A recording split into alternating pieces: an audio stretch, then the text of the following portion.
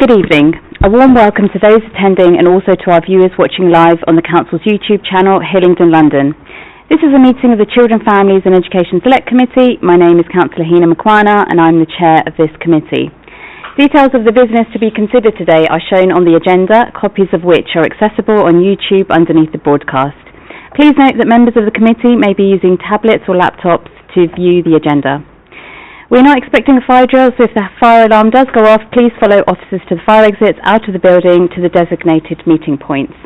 For those in the room, please switch any mobile devices to silent before the meeting starts, and when you are invited to speak, please ensure you turn your microphone on so that you can be heard in the recording. For those watching via YouTube, if you are so minded, you can complete one of our resident feedback forms. These can be found in the information section underneath the YouTube video. These forms are intended to help us improve the way that we run our meetings. Before we go through our agenda, I'd like everyone to just have a quick round of introductions. There's loads of you, so normally I do this, but I think it would be easier if we just go round and you just quickly introduce yourself. Ryan, thank you. So Ryan Dowell, Democratic Services Officer. Jan Sweeting, Councillor for West Drayton Ward. Rita Judge, Councillor for Yedding Ward. Tony Gill, Councillor for Pinkwell. Tony Little, representative of the Diocese of Westminster for the Catholic Church. Sean Corser, Director for Children's Social Care. Monica Garga, Team Manager for the Hillingdon Youth Offer. Detty Quirk, Team Manager for Universal, a team for the Hillingdon Youth Offer. Vali Dancho, Assistant Director for Children in Need of Help and Protection. Alex Common, Director of Safeguarding and Care. Laura Baldry, School Placement and Admissions Manager. Catherine Angelini, Assistant Director for Education. Councillor Susan O'Brien, Cabinet Member for Children, Families and Education.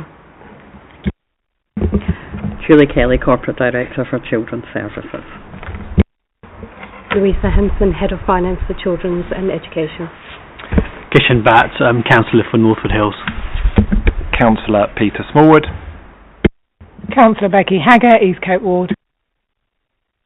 Okay, thank you very much and welcome to you all. Right, so let's start with the agenda. Agenda item 1 is apologies for absence. Ryan? Yeah, we've got no apologies. Thank you. Item 2, declarations of interest in matters coming before this meeting. Are there any? No, fabulous. Item 3, minutes of the previous meeting, which was the 20th of March. Councillor Sweeting? Can I say that the minutes are absolutely excellent? I know that we've had very good service from Democratic Services, but they really are very, very good. So thank you very much. Okay. Thank you. Item 4, to confirm that the items of business marked as Part 1 will be considered in public and the items marked as Part 2 will be considered in private. There are no Part 2 items, so we move straight to item 5, which is the youth offer update. So is that Monica? Yeah? Oh, so yes, it's me, Monica Garga and Detty Quirk. Detty is just going to give you an update of the papers that you've already received, and then we very much welcome questions. Okay, so Hillingdon Youth Offer, the 5 priorities which you requested an update for. Local Youth Offer, we've had our launch event which was held in February, a very successful event at Harlington Young People Centre, and also starting the new publicity campaign called Next Gen, which was created by young people, children, young people. Young people said to us they wanted a TikTok channel. That is now in progress and we're updating on a regular basis, highlighting services of children and young people with the different range of activities. Care and Support Directory is being updated, it's been made more user-friendly, it went live at the beginning of March. Session expansions across all our Hillingdon Youth Offer, especially in the Universal team. We've increased sessions across the North, South East, South West localities, including new sessions for different age groups, so primary and secondary, also working in partnership with local organisations. Also the outreach bus, we're trying to secure 2 new buses to carry out our outreach work, which is currently ongoing. We're waiting for approval through the fleet team. Priority 2, monitoring evaluation. We've created a quality assurance toolkit which is currently being rolled out across the Hillingdon Youth Offer to standardise our processes and enhancing the service delivery. Data collection, we've been working across the team to standardise our approach, again creating new templates, using the new Power BI dashboard for our data analysis. Priority 3, youth engagement. We've created a youth participation strategy. The first draft it has been approved, it's ongoing, and we've been involving children and young people in all our work and across various activities. Priority 4, youth work curriculum. We've aligned with the national curriculum through the National Youth Agency. All our team have been trained in the curriculum and how we engage that within our work across the Hillingdon Youth Offer, including induction training.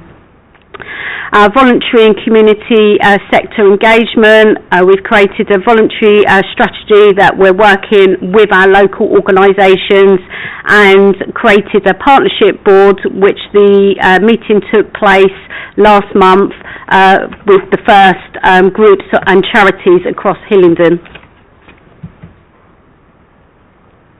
And then I'll just add in, and the last one, priority 6, our workforce development. That's why there's 2 of us, so all's good, all's fine. So looking at our recruitment, so we've got a recruitment of additional staff. We've got a few vacancies that we're just looking to fill, but we're in a much better place. And also looking at our training programs that have been rolled out. And an example of that is looking at youth mental first aid and also the educational visits training that's been rolled out to the appropriate staff as just some examples. Thank you very much. Okay, thank you very much. I can see obviously from the report there's excellent work been going on in this service area, so thank you for all of that, and it's great to see that the teams are utilising spaces and places across the borough as well to ensure it's a dynamic and flexible offer. So well done to everybody who's been involved in this.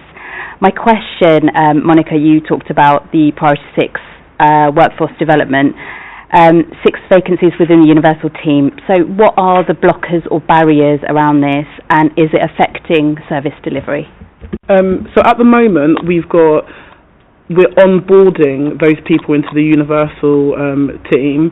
So I would just say anything about, I suppose, in the process of it is the time sometimes it takes for internal recruitment, but I say that's a moot point at the moment because they're on board now, so actually that's something that's not an issue at all. So yeah, thanks to recruitment staff within Hillingdon. Is there anything to add, Day? I would just say the longest part of the recruitment process is obtaining the DBSs, because that we've got all the other checks in place, and it's when it gets to the DBS for the right reasons, but that has taken quite some time. Yeah, okay, great. Councillor Hager. Thank you. Really good report again. What I really liked actually in this one, it was, I can't see the page, but on one of the pages we've got the emotional health and wellbeing sessions, the link counselling, the yoga for wellbeing that were really taken on board, weren't they? You actually had an fill on those. But what I did really like was, well, you actually adapted, so you put on more sessions, which was great. So I like the adaptation going on there of what you're looking at, obviously what the kids really need. One of the questions I did want to ask is, have we seen the multicultural intake? Have we seen any cultural backgrounds that we feel, haven't taken it on board? Is there still areas that we need to sort of gather, children in at? So yeah, over to you. We've actually got quite a diverse intake of young people, and it seems to reflect the young people that are in Hillingdon. So on paper, if you look at numbers, so white British will be the highest, but then the mixture will be almost equal to that, but it's a mixture of the different cultures within that. I suppose an example of young people from different cultures, at the moment we've got a residential to Pakar Scout camp with some young people that are out today. So my phone is on silent, but there is a second person who's on the home on call. But those young people at the moment, they've got very limited English, so French is their first language spoken.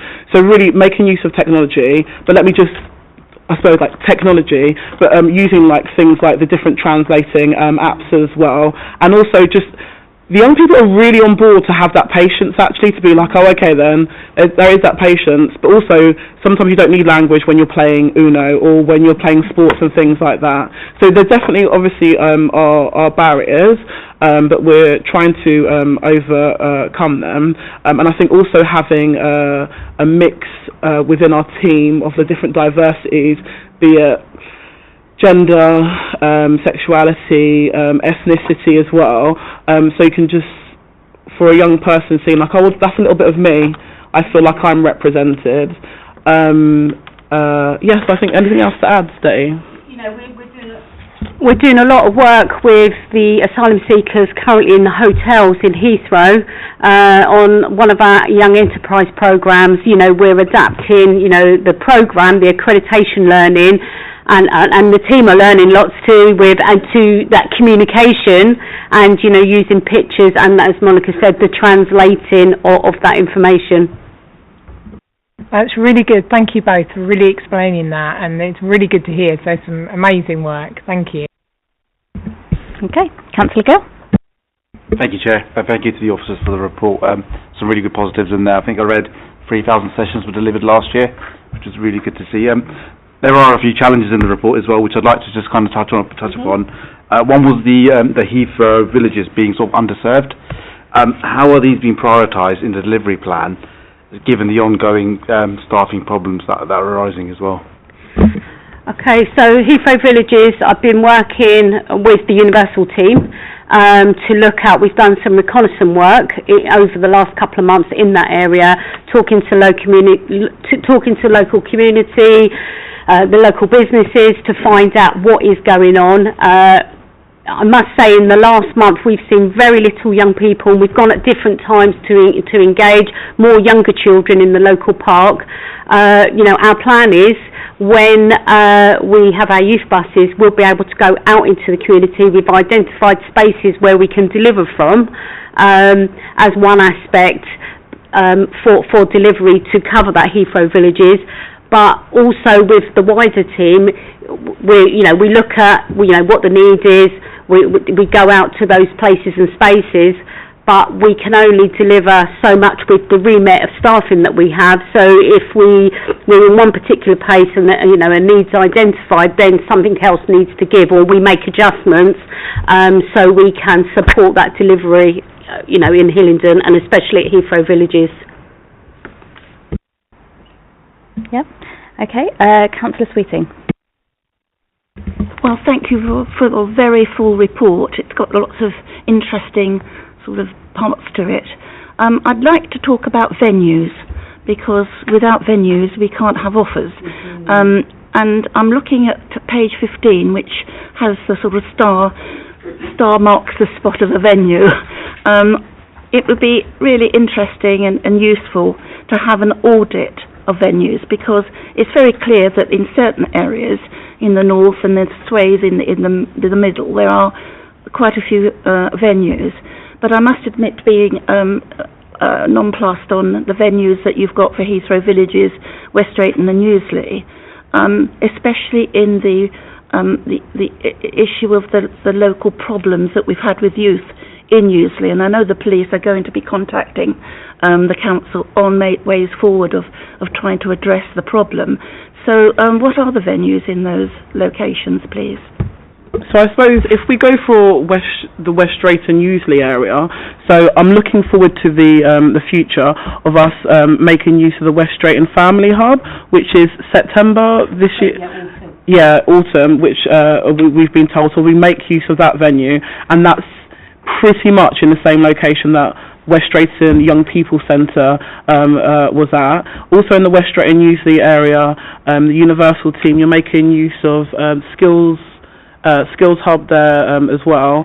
And then what's the schools that you're in that area? We're currently in Skills Hub delivering a football project on a Wednesday night. We're also adapting the Friday session where currently the mobile and detached team are out in Uxbridge, but we're going to do a divide of the session based on the current need. even though we can't respond to everything that is going on across the borough, but there is identified usually that those particular group of young people. So the detached team will be adjusting the Friday session to be in that area. I'm going to the Platinum and Jubilee Centre.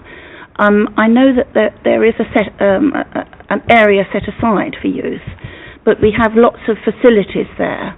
Is it going to be possible for the youth to use some of those facilities as well, and not be sort of handicapped by cost or price or whatever?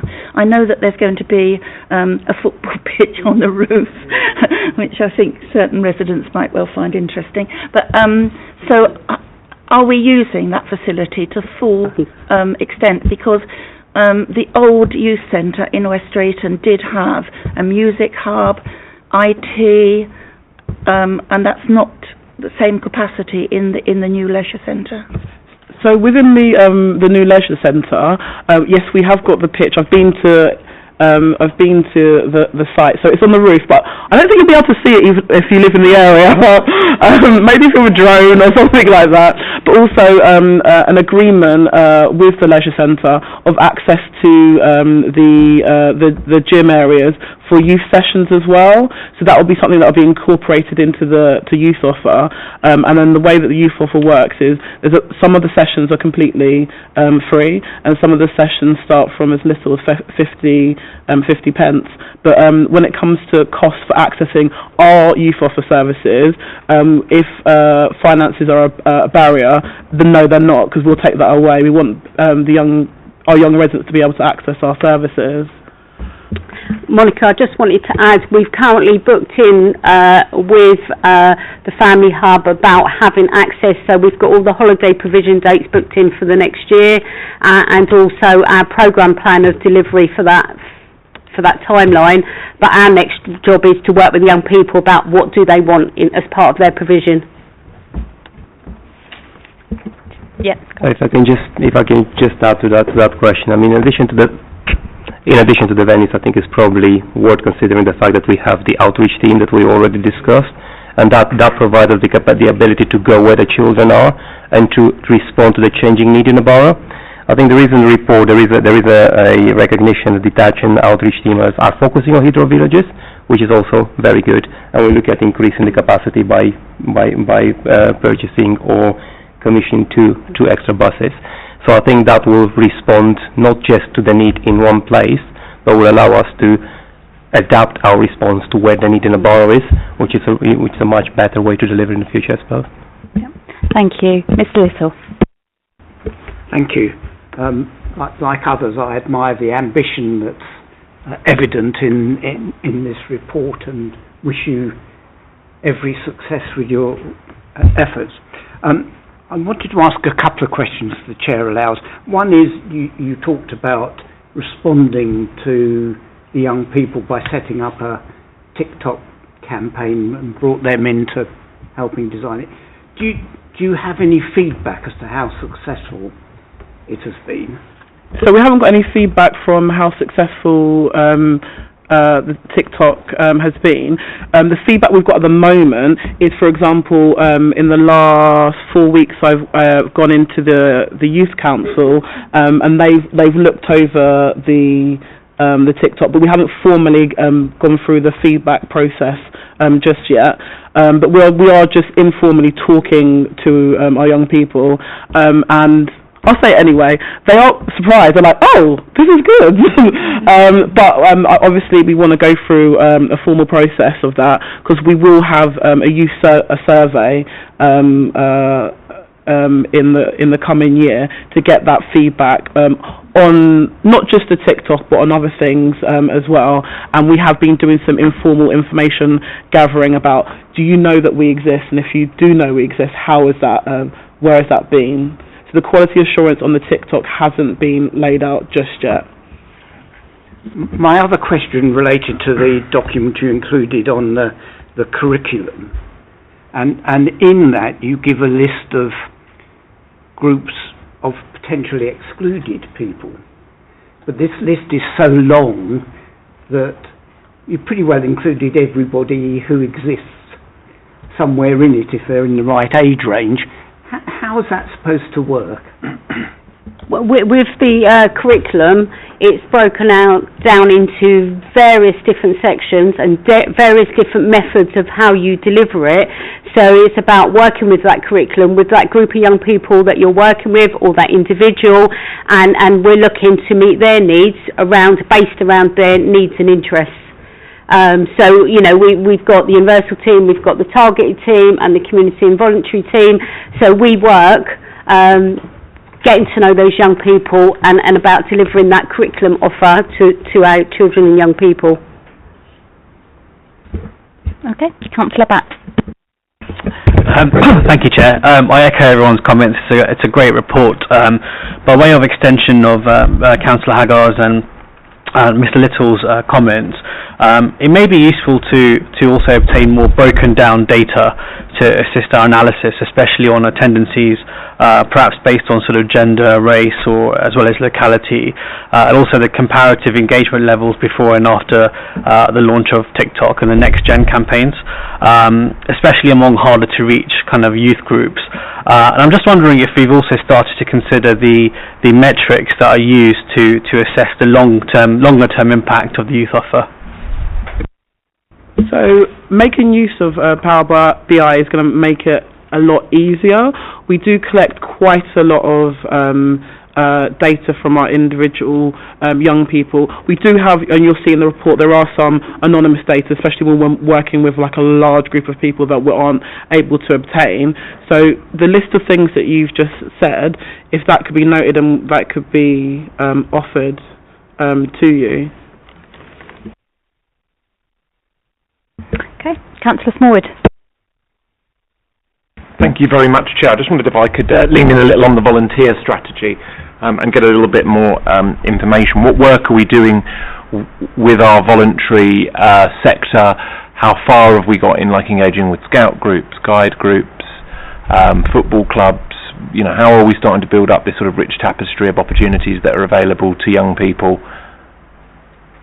So in regards to working with other partner agencies, we've launched a partnership board. That's a step towards having, because there's lots of boards just in general about young people, especially with the launch previously of the family hubs. So a more practical board of what practical things that you might need support with. Examples of things that have just happened of working with other agencies that aren't us is, for example, letting them utilise our space, also regarding them sometimes utilising some of our staff team or our resources as well.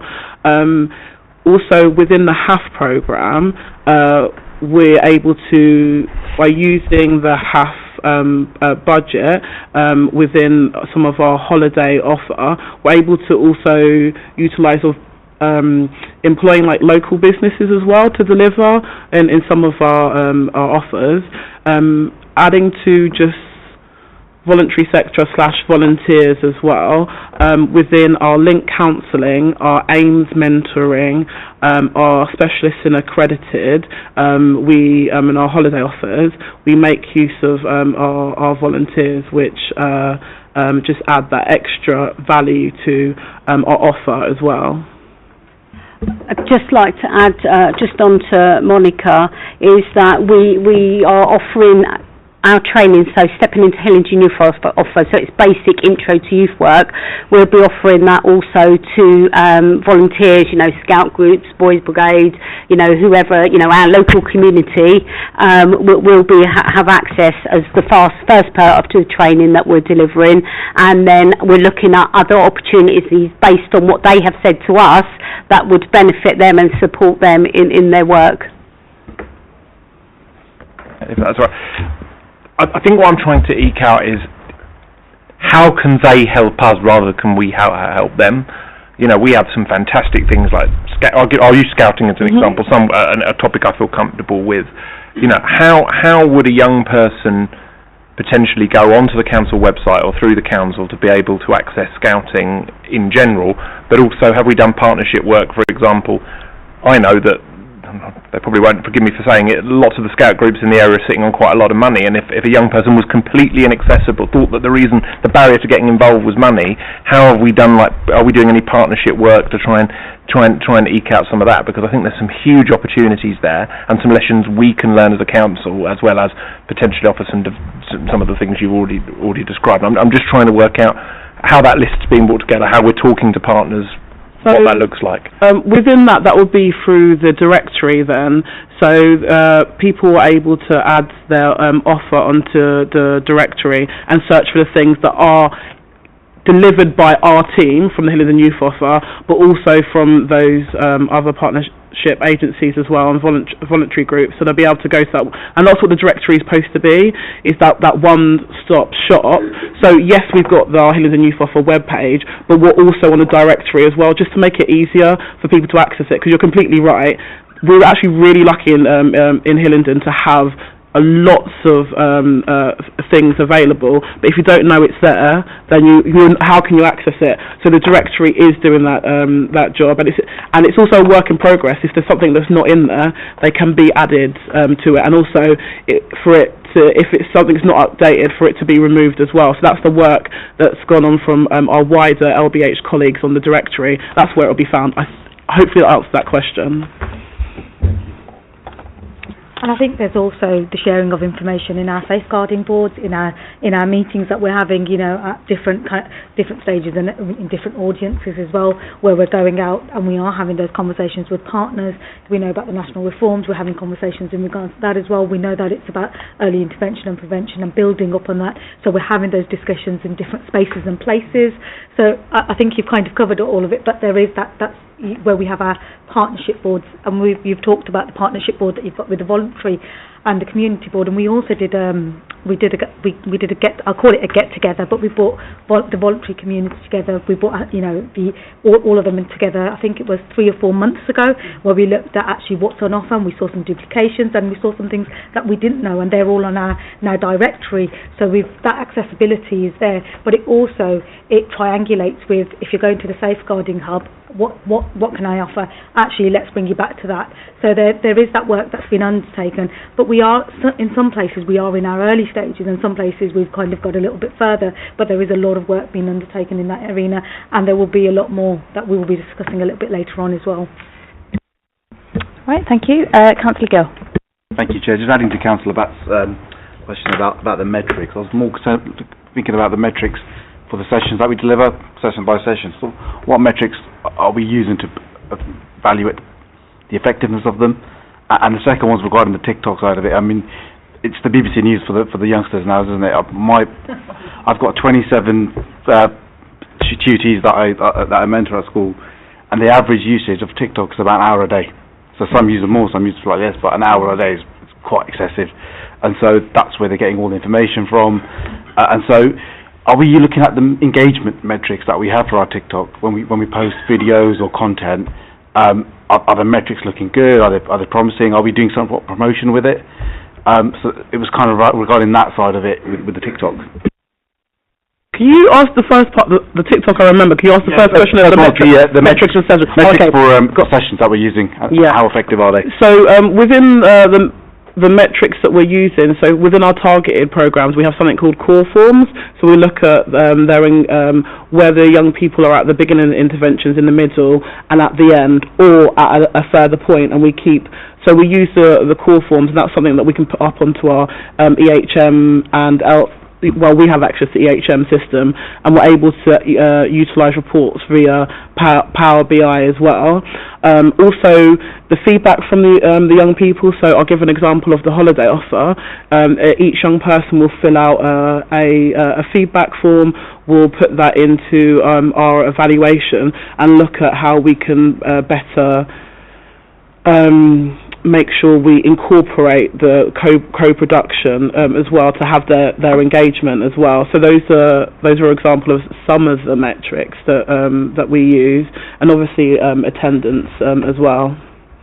I just want to add to that we need to also remember that TikTok has only recently been launched, and actually we are in that kind of very early stages, so we will be looking at reviewing that, we will be looking at that data, but we have only launched it a few months ago. Yes, so it's, February. Yeah, February, so we're only in April at this moment in time, so there's going to be obviously a lot of learning that we do take about, but we've got those group sessions going, we're having those discussions, and they will be looking at, obviously you can look at how many likes you've got, you can look at how many views you've got, and you can look at that, but on a wider scale, we're just really early in those stages, And it's very accessible, like the social media platforms make it really easy, so if any of you have social media, you'll be able to look at how many people have viewed your, and what roughly what times as well, working with the comms team that's been really helpful in this process. Okay. I'm going to come round because you had 2 questions there. Councillor Sweeting.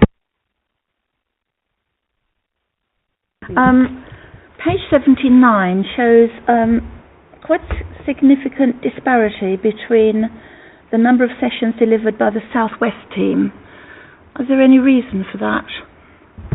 For the Southwest team, there's a couple of different reasons why. One for staffing, so that team was, we've carried out recruitment continuously throughout the year.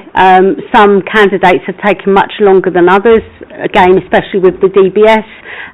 So therefore, their sessions have started much later. But with the team we've got, yes, a member of staff might be employed for the South East team, but they've been delivering as part of, where the need is, where we're delivering.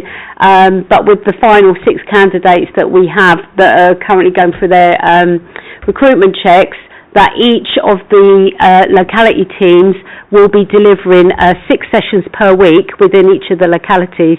So the universal team in total will go to 31 sessions once we've completed the last round of recruitment checks.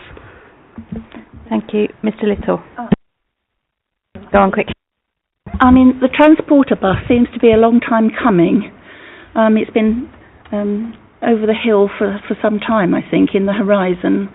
Have we got a timescale for it, please?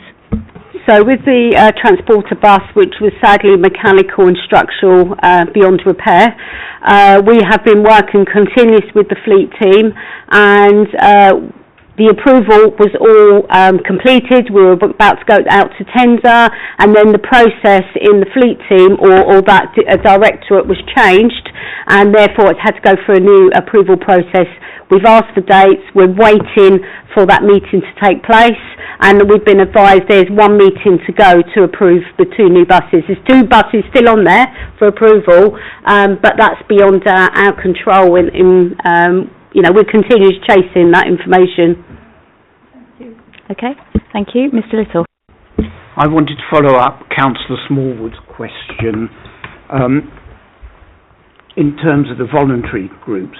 How do the voluntary groups know that they can get themselves on the directory? I mean, have you a wide enough contact base with them, or are there perhaps pockets where you're not as aware as you might be of what groups exist?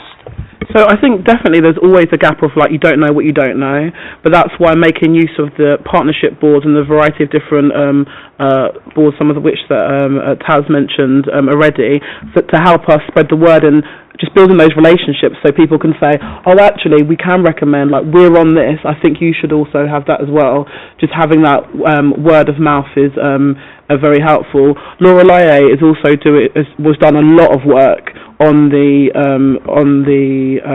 directory to have a lot of people on there, but definitely welcoming more. Can I just add to that, the session that we had where we brought about 140 agencies together, we brought all of those together, and actually it's about that knowledge being spread there, word of mouth, and actually anybody else that comes on. And with this board that we've got, through that partnership board and through those discussions, we are continuing to see people come on board. But it is about actually what we know, we'll reach out to that. What we don't know, they'll come to us. And that's why we're trying to go on as many platforms as we can, go out and reach out to as many places as we can to make sure that information is there. Because like you said, you can go everywhere, you know, everywhere within Hillingdon, but there's only so much you can do in terms of when you're sharing that information. But we have to say we've had an overwhelming response. We had a fantastic response when we had those agencies come together, and I'll be honest with you, I'm the first, and I know that Councillor O'Brien was there as well. I learnt a few things. What's there? Councillor Makwana, you attended as well, and it was a fantastic event, and we actually learnt quite a lot from that. So we will continue to do that. We will continue to go on those platforms and you know, spread that knowledge. And I think probably just in addition that I'm pretty sure Monica and Detty and the team will appreciate if, you know, members of this committee and your colleagues, if you know of any organisation that are not part of it, to refer them back into us. Yeah, thank you. Councillor Judge. Thank you, Chair. So I have a follow-up question in relation to TikTok. I know some of it's been answered. However, what I'd like to know is, and I'm assuming that this has been taken into account, is on TikTok there is the option to leave comments and feedback. Now, how will that be monitored and addressed, and would it be brought back to, you know, the committee at any stage? So in regards to that, the comments, at the moment it's monitored in the same way that all of the London Borough of Hillingdon comment sections are monitored by the comms team with having their support, and if it gets to the point that it's handed over to our team, we would have the same monitoring as well. So for example, if a comment comes up, and very often maybe if a resident is unhappy, whether happy or unhappy, they might go to the social medias and use the comments or just the at London Borough of Hillingdon or at Hillingdon Youth Offer, so it would be flagged there. I suppose when we're invited back to the board, any of those maybe feedback that we get and the actions that we've taken within that feedback, that would be presented. But I think it's the case that we wouldn't come especially to the board with the comments from social media unless there's like a massive issue of concern. But yeah, at the moment it'll be monitored the same way that all the other social medias is at the moment. Yeah, sorry, and can I just ask, you know, as a follow-up on to that, you know, if any like foul language or any, you know, there are negative comments, you know, that is something that everybody can see. Yeah. So how is that going to be addressed? So at the moment, the same way with the LBH, the comms team, they're the ones who have that. You can actually, you can remove those comments. There's ability to do that, but it is social media is our new town square. It's the same way, just as maybe in the forecourt of the Civic Centre, someone might be drunk and they might be using foul language. What would we do then? Security would come out, see how people are, see how we can look at what's the situation, how can we calm down the situation and give the people the help that they need to give, or direct the people where they need to do, the same way that we do that onto social media as well. I think for the monitoring of social media, it's not the platform that we're really using for feedback on effectiveness. We'll do that through a formal evaluation, but definitely from a safeguarding point of view, we are aware that this is stuff that we're putting out for young people, that young people will be accessing, and the comms team understand that. So if there is anything that's highlighted, it can be removed if it's unsafe or dangerous. But if there's something that maybe indicates that a young person's at risk or struggling, then that can come through to the team and we can action it either through the ADS team or one of the other teams. And comms are very attuned to that, to keeping that rolling. It wouldn't be, you know, every now and again they'll have a look. It is constant sort of supervision, but we're not really using it at this point for the purpose of evaluation. It's more about getting the message out, and the monitoring is about keeping young people safe in that space that we're all not very comfortable with. Yeah, thank you for that, Julie. Anyone else? Any questions, comments? No? Okay, fabulous. We'll bring this item to a close. Monica, Desi, thank you for joining us this evening.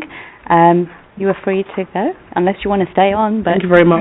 Thank you. Thank you. Quick exit there. Okay, agenda item 6 then, school admissions update. Laura, thank you. Thank you.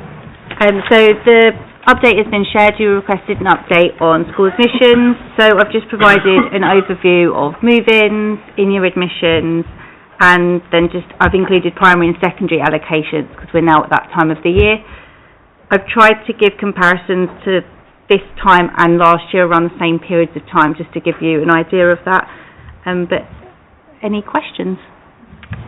Committee, any questions? Councillor Sweeting.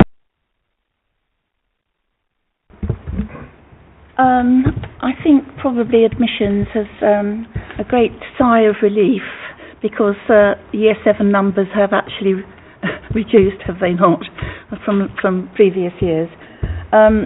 So we have got a few more unfilled places in Year 7, but there seems to be some pressure in areas that have not had pressure before. I'm getting information back that some areas in the north of the borough. Now, is it because we have had a drop in the number of first preferences?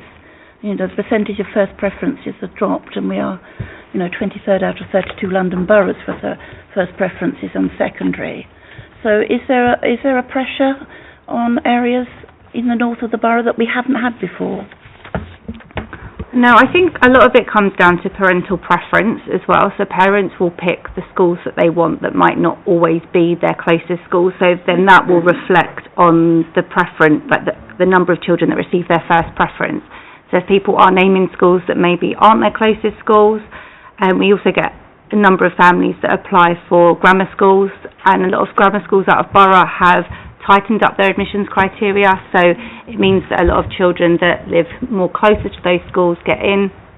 So again, that then doesn't have an impact on the numbers of first preferences that are offered. I mean, we do stress in all our marketing material to be realistic with preferences, to go and view schools, to look at previous statistics to see whether they would have got in on previous years. Obviously it changes from year to year, but that then does have a knock-on effect where parents maybe aren't always picking a realistic preference, or not always picking their closest school. And we have got 5.88% of the cohort that was offered none of their preferences. Now that's up. That's over 200 children. So is there a pattern showing where the problem is in respect of those unallocated any preference youngsters? No, I mean, it was quite evenly spread, I feel, across the borough, and we had quite a range of vacancies across both north and south schools, so we were able to offer children an alternative school that was reasonably distanced from their address, and we found that a number of the schools we were allocating to children were actually their closest school, but they'd chosen to pick a school further away. So also that could be that some children had only placed, say, one school on their application, or two or three. That won't be a reflection of only children that have not got offered and they've named 6 schools. So again, it comes down to realistic preferences, and we find that a lot of unallocated offers we are making are for families that haven't necessarily put a realistic offer down on their application. Particularly for secondary, the unallocated offer percentage is generally higher than that of the primary cohort. Okay, thank you. Mr. Little. Thank you. I wanted to ask about the move-ins and the in-year applications. Just using the secondaries as an example, you've got 902 in the current period in-year applications, but only some 200 are people moving into the borough. How do you categorise the remaining 700? Is that just people in Hillingdon shifting from one place to another, or does it mask schools getting rid of pupils who are then forced to go to another school? And if so, on what sort of scale? That will come down to the data that we're given on application, so that's very heavily relied on the information that parents put on their application. So if they've specifically put on their application that they've moved from a place, so they've moved in from India or they're moving in from Ealing, some of those won't have told us where they've come from, so we've just got an application and they don't have to put on there where they've come from. So a lot of that's based on data of parents actually telling us where they've moved in from, and that data's been recorded on the system. So that isn't a true reflection of only that % of children have moved in. It's probably higher than that. It's just based on the information that we hold on the applications that they've presented that applied to us. But a lot of those applications will also be just parents that are moving from one school to another for a number of reasons. So if they're being relocated within the borough or they're not happy at their current school, so that will be based on that as well. But it's hard to know because not every parent tells us why they're applying or where they've moved from. Okay, thank you. Any other questions or comments on this? No? Okay, so we bring that agenda item to a close. Nice and quick and easy for you, I think. Okay, thank you very much for joining us, Laura. So agenda item 7 then, Families First Reforms and Children's Wellbeing and Schools Bill. Julie. I'm using this for the, thank you, Ryan. Okay, have they been? So here and here, I won't be able to see it anyway, but hopefully I know enough to get through.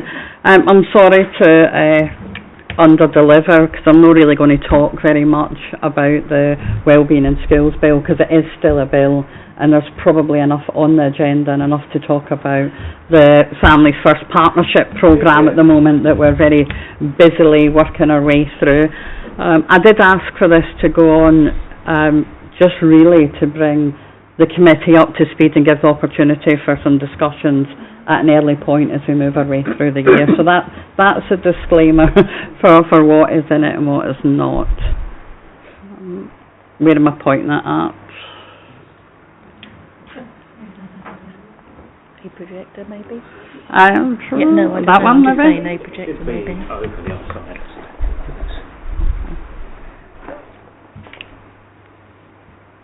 There we are. Thank you for being silly. Thanks. Okay, I'm not going to read to you because I know that you have read.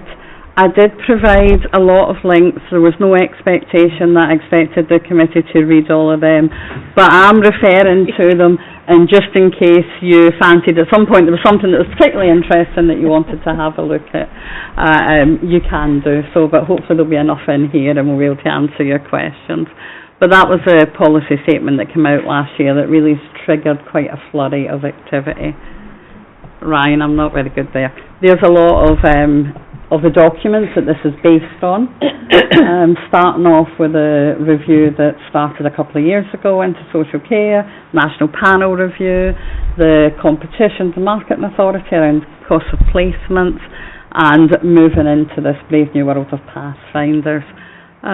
Positively, I think from a Hillingdon perspective, it's not baby out with the bathwater. These are things that the committee will be really familiar with, that you'll have heard us talking about around our focus on prevention, on support, on lowering the number of children in care where it is safe to do so, and improving the quality of care. So, but it does mean some quite significant changes into how we deliver some of our services.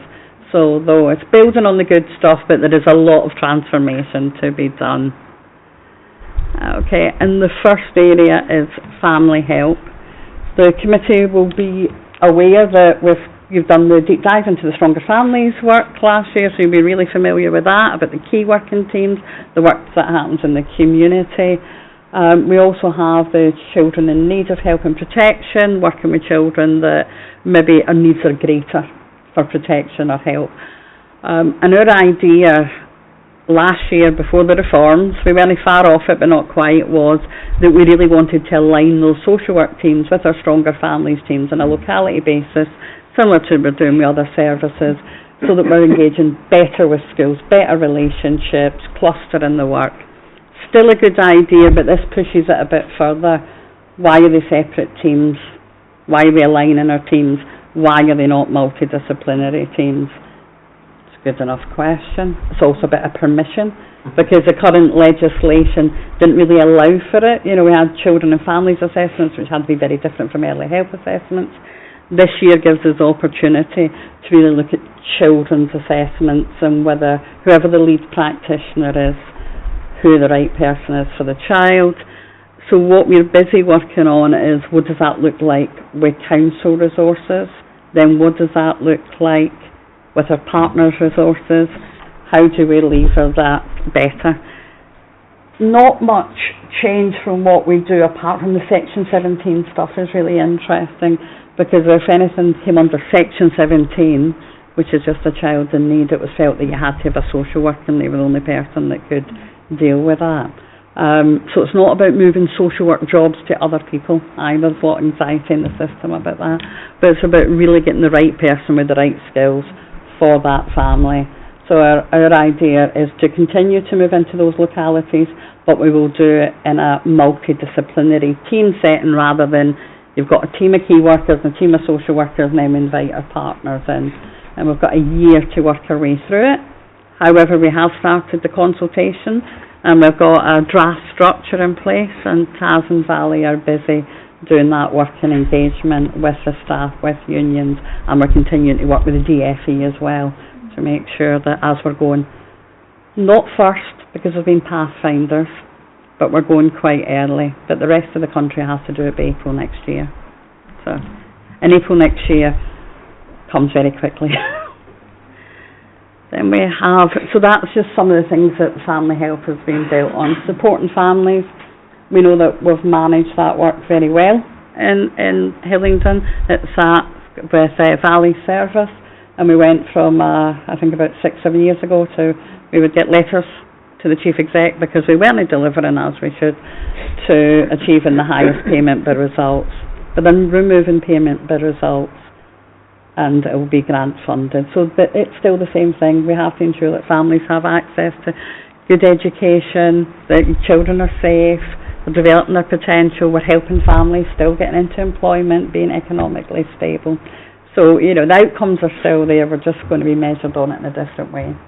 Family safeguarding is all about multidisciplinary teams, having access to substance misuse workers, adult social care, housing workers. We do that very well, and in the Civic we have just all now relocated with housing, health, adult and children's all on the one floor, which does actually make a difference. So the second floor of this building is now all the demand-led services and all those services that are interdependent, because it's the same families. You know, there'll be an adult, there'll be somebody that has a housing issue, and there'll be children that are the same families, and we have our health colleagues, which is really positive for us. Family valued very much early intervention model. That's something that was used. We went with stronger families.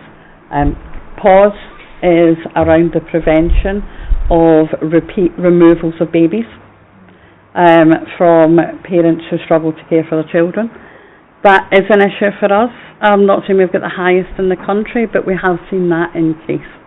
And that was already on our plan we need to do something a bit different, a bit more targeted here.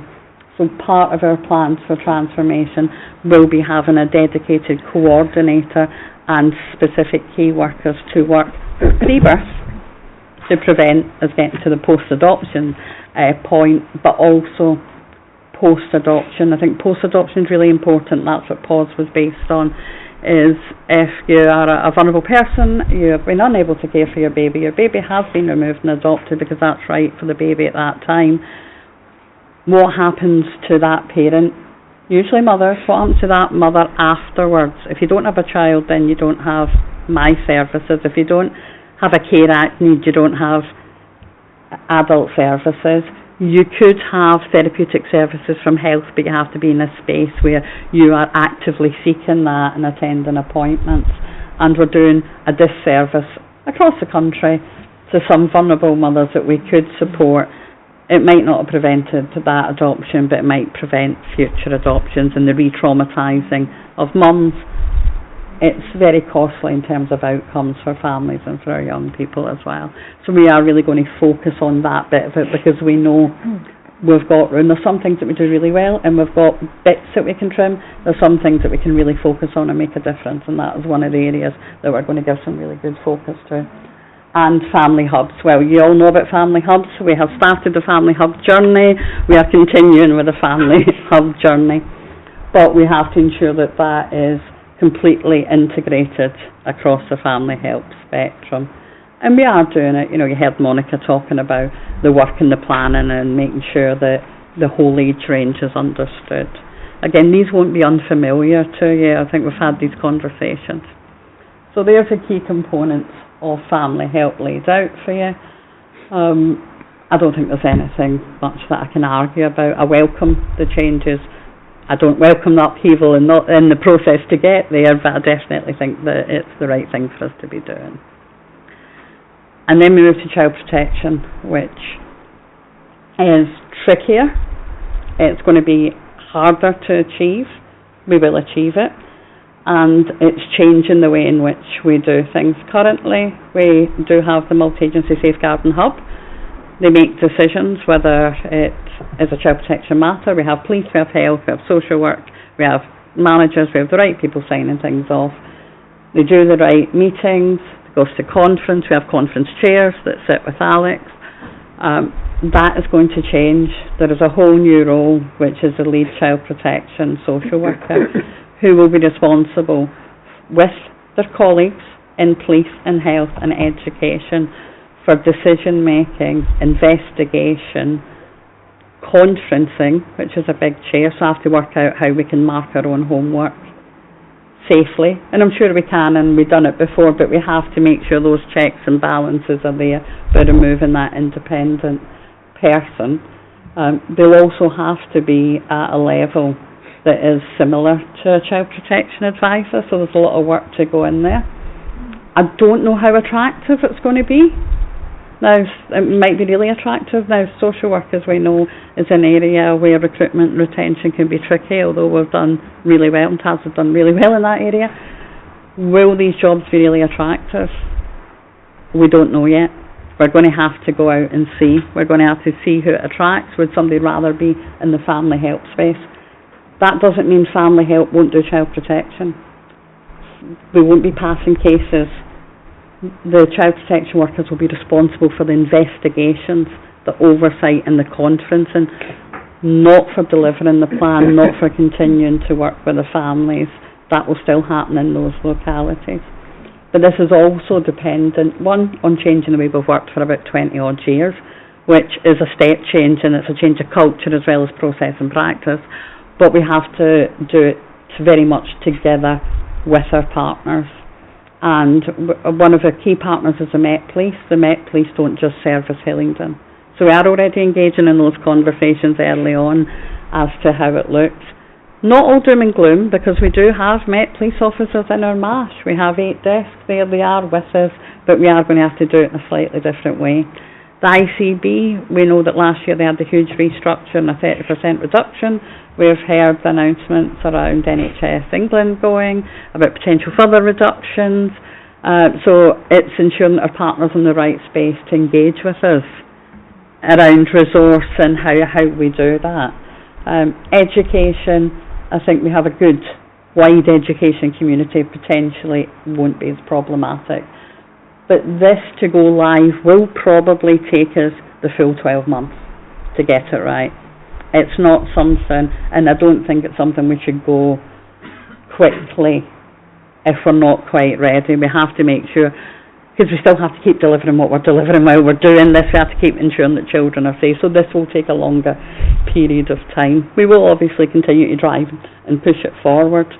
And part of that will also be about changing our front door. There's lots about a non-stigmatising front door, which we've got a long way to. We have the Stronger Families Hub. We don't just have a MASH, but we have some creative ideas around how we can make that much better. And some of that is about how we utilise the staff in the localities, how we ensure that housing are embedded with us, how we ensure that those other internal and external partners beyond the statutory child protection partners are there, and not just maybe 1 or 2. So a really exciting opportunity, but it's going to take a lot of partnership effort, a lot of work, and a lot to keep the show on the road while we work through some of these areas. So I think I've already spoke about this a bit already. So what does that mean for us? So we already have restructured the senior level. I have now the 3 directors, who you should all know. We have Abby Preston, Education and Send. We have Tessie Cossar, who's with us tonight, who is Director for Social Care, who will be responsible for the majority of the work in this area. So the locality teams, child protection, looked after children, disabled children, early help, all those things. And we have Alex Coleman, who's here with us, who used to be our Director for Safeguarding, Partnerships and Quality Assurance. He still has all these things, but Alex has also taken over our care offer because we've got a lot of transformation work, which we might talk about in the budget paper, around the residential provision, our fostering offer. There's stuff in the new bill around kinship care, our offer there, that is sitting with Alex and gives us a good enough balance because there's a lot to focus on. They have their direct reports in place. We're currently doing a bit of recruitment to change the structure, get the resilience that we need to move on, and myself and the team are working really hard with our partners and trying to make sure that we're going forward together.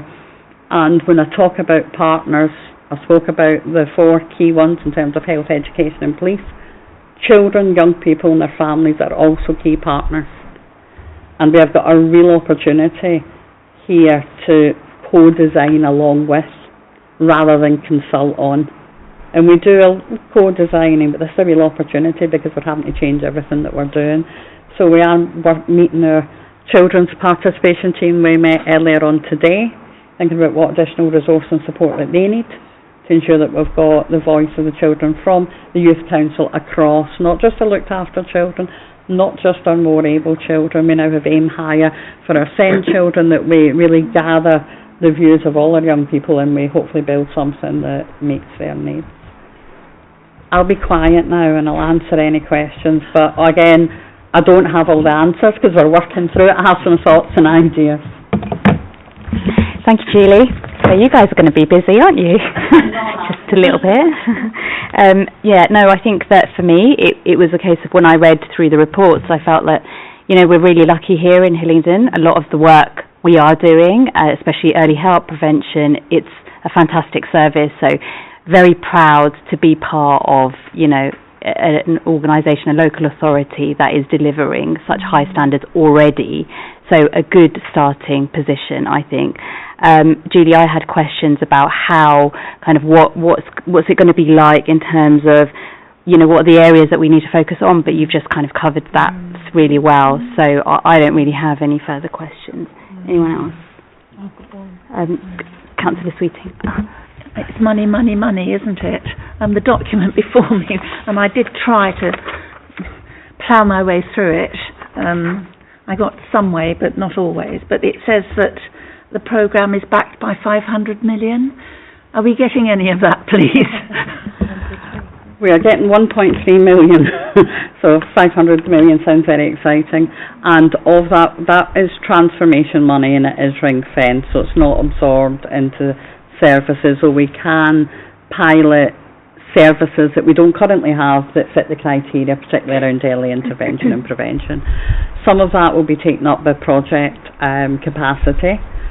We haven't identified the people yet to do that, but we as a council will be leading it, and out of that 1.3 million, the expectation is that at least a third of it will also be spent on supporting partners to transform. So it's that sort of pot. We should understand by late summer into autumn what the next 3 years will potentially look like, and what, if any, additional funding will come for some of the things that are requested. And I imagine that will be backed up with the work they're doing in Pathfinders and some of our engagement meetings. So it's not a lot of money, but we have a lot of the groundwork, and we are trying to be as creative. And I have a session now that outcomes almost finished with Louisa, where I sit down and I think, how can we get the best out of this? And it's even things like not going where we can for consultant project managers, but we know it'll be at least a year. So is there a fixed term opportunity that reduces the cost, we get more out of the money, and we still get the right person for the job? So it's a lot of thinking. And our family group conferencing, we do that already. There's a clear focus on that. We need to up that a bit, but that will give us some of the funds to up it and test if that makes a difference. But yeah, it's going to be, we'll talk about that in the next paper, I think, about it's going to be tightly controlled gear in terms of cost. I know there's lots of work to be done, but I think it would be good for this committee if we could have an update maybe 9 months down the line when things are a little clearer. I mean, I know you said it's going to be a year before we can see the wood from the trees, but maybe we could have that on our work programme, for 9 months' time. Yeah, I think that's what I was asked, when and how often. I would say not too often, but I think, yeah, absolutely, let's get into the autumn. Happy to come back, let you know where we've got. I'm hopeful that the family help space, it's never going to ever be done, but we'll have the shape and the staff, and we'll know, what we're doing there and how far we've got along with the child protection work. Yeah. Absolutely. Councillor Hagar. Yes, thank you. Again, really good report, and looking at that, you've explained it really in depth about the areas. The two areas I was picking up was the pause. Just a comment, because I really like that about how can we stop it happening again, especially, with adopted children. So I'd be really interested in the baby side, what happens with that when we get the updates and how we're going to tackle that. Prevention's always the key. So I think it's great that we picked up on that, and I really liked as well when you picked up on the multi-agency protection, the challenges that we're going to face in that, with obviously the police, with the NHS, and how we're going to tackle that. But again, I presume we'll see that as the months go on, you'll start to get an idea of what works and what doesn't. Yeah, that's it, thank you. I think in terms of context, it is really going to be a challenge, but we have got good local partnerships. So I'm not that we can't do it. I'm just aware that our partners are also limited by the wider things that are happening in their own organisations that are bigger than Hillingdon. But we will, there is definitely, I've been to the ELG, there is definitely will there. I'm just trying to get everybody excited about it so that we move at pace. Yeah, thank you. Miss Little. I have a couple of questions, if I may. If you were a family in need, what's the biggest difference you will notice at the end of this? That's a really good question. We already provide really good services to families in need, but I think what we should see is more local delivery, less centralised. That enables better relationship building, so it is a bit similar to what we've talked about the youth offer about taking our services to families. We should have less disjoint, because although we are, I think, already in a good space, I think across services and agencies there is still some ping-ponging. Is it mine? Is it yours? Is it a housing issue? Is it a social care issue? Is it early help or is it not? I think that should make it more sensible for families. But what I'd really hope is that families actually feel that they are partners and not done to. And we do try to get alongside people, but it is very hard because it's complex. We're working under legislation, different guidance across agencies, and changing our assessments, changing the way we engage, I think should hopefully try and change some of that real experience for the families, particularly parents. Children we've had a really good focus on for a long time. We used to be too parent focused. We've lots of learning, lots of criticism about that. We lost the sight of the child, and I'm talking the royal we as in my profession and our work. And then we focus very much on children, which is right and proper, but somewhere along the way we sort of lost sight of parents. The past few years we've been trying to bring the family back together again. So I want it to be more seamless, less confusing, and that our parents and children feel that they are more in partners with the help and care that they get. Big aspirations, but that's what we want. My other question... I just wanted to add, you've covered everything, but I think there's also about the consistency as well, and the less kind of barriers in the transitions, and actually having that stable person involved as well. So what these families will have a consistent person throughout, rather than having chopping and changing. I think that's going to be what they're going to feel. Absolutely, somebody really consistent in their life as well. Just to add. Thank you for the supplementary. what aspect of this is most likely to give you a sleepless night? Multi-agency child protection teams and a whole different way of doing it.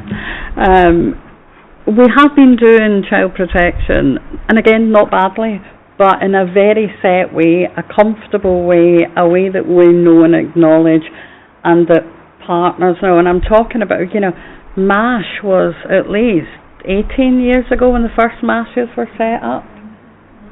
And to try and move my thinking and everybody else's thinking together into a different way of doing it is the thing that's going to have me, I don't know whether it's sleepless nights, but it's given me lots of thoughts.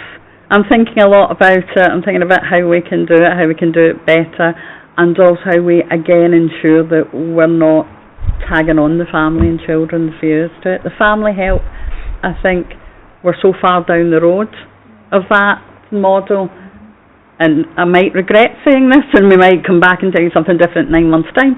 I think that will be much easier and quicker to achieve.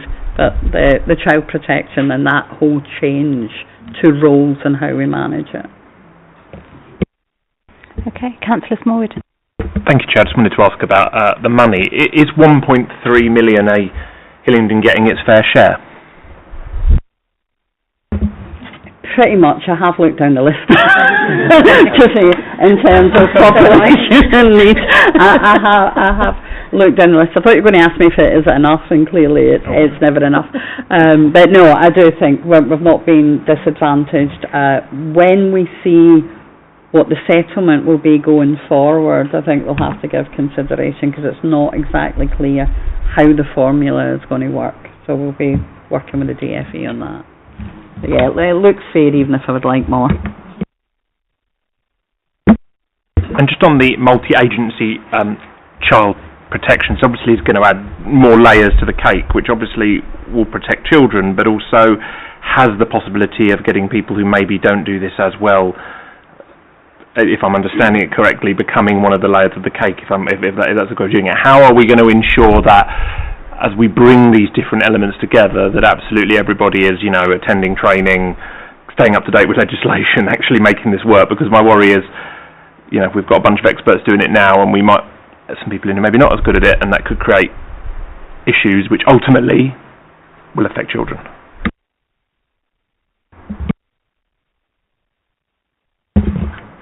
I've had a look at Alex here, because we were already having the discussion of what will the induction, the training plan, the needs be, what will our quality assurance look like, because we'll have to change our framework. It's more about, I'm probably talking from a personal space because it's not tested out. I'm concerned how attractive the roles will be. Because if your role is always, now if you're really good at investigative stuff and multi-agency stuff and getting stuff done and overseeing a plan and great at that, then that'd be brilliant. And that's the sort of people that we're going to need. But that's still going to be hard going, because you're only going to be doing child protection, where just now I have workers will do child and need work, they'll do child protection work, they will have a bit of a break. But we need to, one, recruit the right people, make sure they've got the right training, and then we need to think about the type of supervision they need and how the workload is managed so that we could manage that level of stress. There's potentially, we're going to have to think about, as we move down the line, is that a role that does need to be rotated? I don't know the answer to that, but I think it's something we need to consider, because it could potentially, and that's from as a social worker, that's my view, thing, that might be quite exciting and it's a new role and you're into it first, but it could become very draining, and when you're only seeing the highest level of risk, that could have a risk on staff psychological well-being and their ability to do the job safely. So, but again, we are talking about the clinical psychologist supervision that we use in your choice. Police have models of how they ensure their staff's well-being, and we'll work together. But there are risks there, but yeah. Robust recruitment, Alex, I'm looking at for my training, my quality assurance and sorting all that sort of stuff out. It's just get the people. I think the other thing to say, as part of the transformation, we're also reviewing our entire training strategy, our entire training delivery, and everything to do with induction, and making sure that everyone gets trained in the right things at the right time. I think also, pick up on your point about some of the people who are going to be part of these teams, I don't think necessarily they are not doing the job as well, but they're doing a slightly different job at this moment. So what we need to make sure is that we train, embed, practice and review that consistency of practice. But that is part of the strategies we're working on at the moment. So I'm pretty confident that we will have all the building blocks in place. But I think making it attractive, keeping the people and preventing burnout, that's going to be critical in keeping it going. Councillor Judge. Thank you for that. Really good report and very well. The way you explained it, it's just amazing, honestly. I just wanted to know, with the plans that you have in place, what challenges do you see in the upcoming year? I think the main challenge is about pace and capacity. It's going to take up a lot of time and energy. We are gathered round it. We have started the consultations with the staff team. I am managing, and we are managing a lot of anxiety because it is a big change for a whole staff group. And we have a relatively stable staff group with very low percentages of agency staff, and we've got a good permanent staff group. But we're also utilising the restructuring to deliver in this way as an opportunity to make our workplace offer better as well. We had a huge gap between team managers and assistant directors. We're looking at how we succession plan, how we grow our own, how we offer good opportunities within that envelope. But managing the staff anxiety and the range of things, because I said the bill is coming quickly on the back of it. We have a lot of other requirements that we are also looking and trying to build in, so we're not going to have to do it twice. I don't want to, we're doing all this now and now we're going to have to do something else, so we're trying to integrate it. And we will use a bit of that funding to increase the capacity for the short term, so that we can keep the show on the road, that we ensure that our children are still safe, that assessment quality in the interim doesn't dip. And I'm really keen not to lose good staff because they're too anxious and worried that we're going a bit quicker. That's some of the challenges that have me thinking. But we are thinking about it, we're talking about it every day, and we're thinking about how we can mitigate against it. Okay, any other questions or comments on this item? No? Okay, fabulous. So we bring this item to a close. So like we said, we had to note the report and set some timescales for monitoring, which we will do. So, yeah. Okay, so agenda item 8 then. It comes to the budget and spending reports. So I think for this one, what I think would be really helpful, because obviously this is kind of the first session that we're having on this item, is if we can focus, I mean obviously Julie, if you want to set the scene, that's fine, but then maybe just focus on table 2, which is the savings proposals, and perhaps go through each item on that table, and then just explain A, what the saving actually means, and B, can these savings be achieved this financial year? Does that sound okay? Yeah. Thank you very much.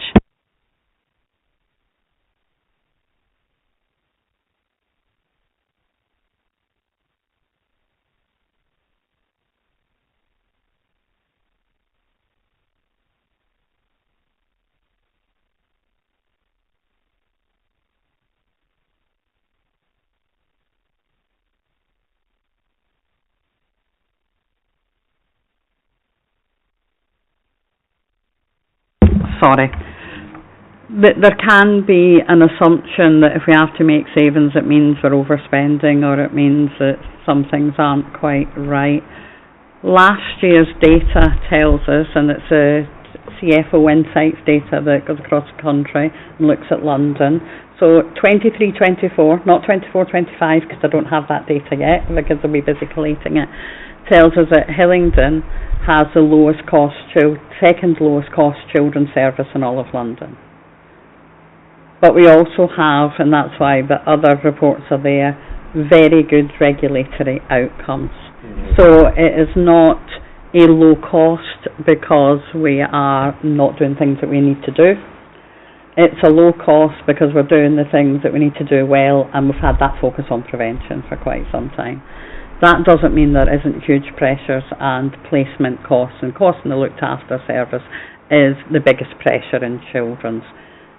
The market report is on there if you want to have a look at it. I do know still today the most expensive placement that was offered to us for a young person was £28,000 per week. And we could nowhere else in the country that would look after this young person. So if we talk about, being held hostage, regardless of good decision making and intervention, those are some of those situations.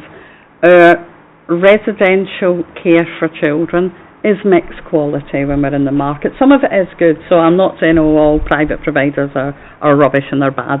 That's not it. But when our young people are away from Hillingdon because we don't have other options, not because they need to be away from Hillingdon, we lose that wraparound support, we lose a lot of the control of their care, we aren't seeing better outcomes for more money. So as I talk about savings, you'll hear me talking about looked after children. It's not just them that we spend money on, but that's where we see the inflated costs, the profiteering, and the cost doesn't match the outcome. Now, if it was high cost and fantastic outcomes, we probably still wouldn't have the money, but we would be having different conversations. We are in some situations because of lack of choice that we're in that position, along with the rest of the country, but that still doesn't make it all right. So a lot of the work that we're going to talk about in Table 2 about our savings are not things that we've just come up with this year. They're things that we've been working on for quite some time because we've identified this pressure. And Louisa is here with me today. Is going to help me track these really well all year in terms of the impact of the work that we're doing.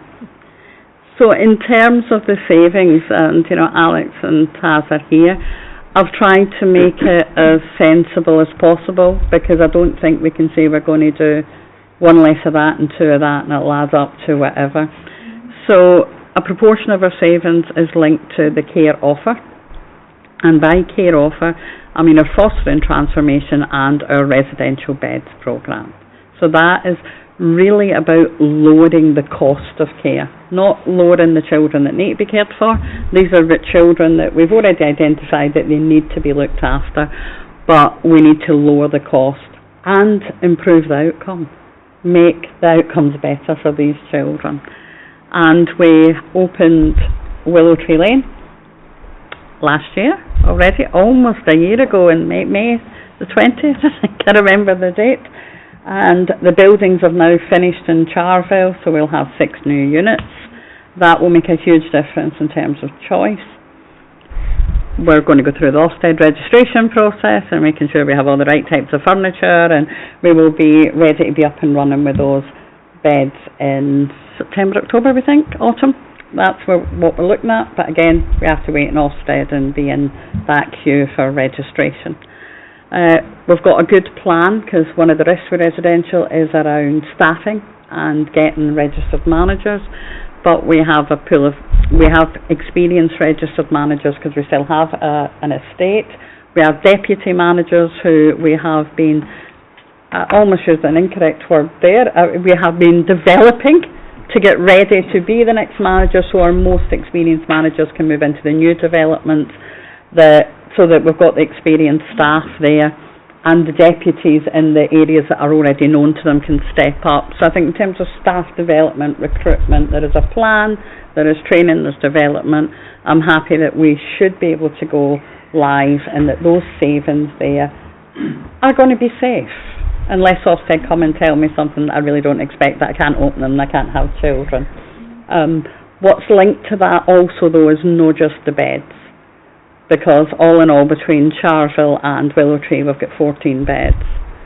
Well, with 30 children in residential I could fill those beds. So what? I've made a saving of a bit, but what happens next? So we've invested a lot over the last year on PACE and trauma-informed training that trains our foster carers and our residential workers, because I'm quite clear residential care for children should be an intervention.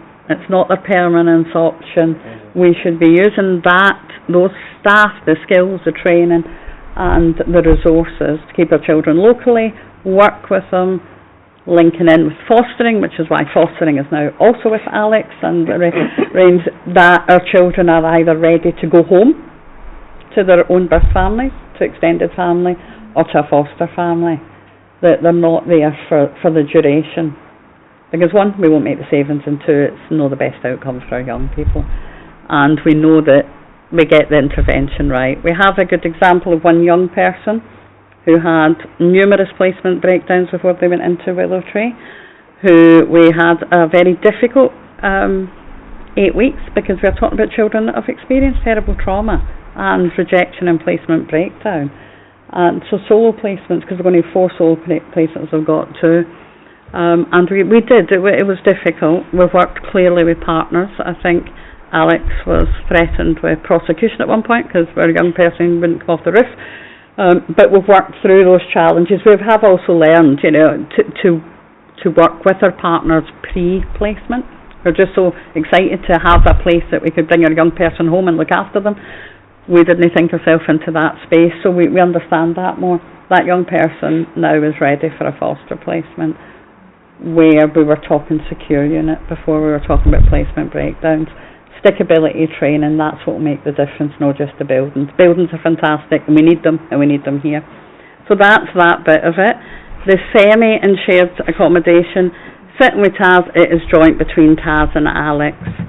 This is ensuring Alex is recommissioning block purchasing supported accommodation, but we also know that we've got a lot of work to do with housing colleagues.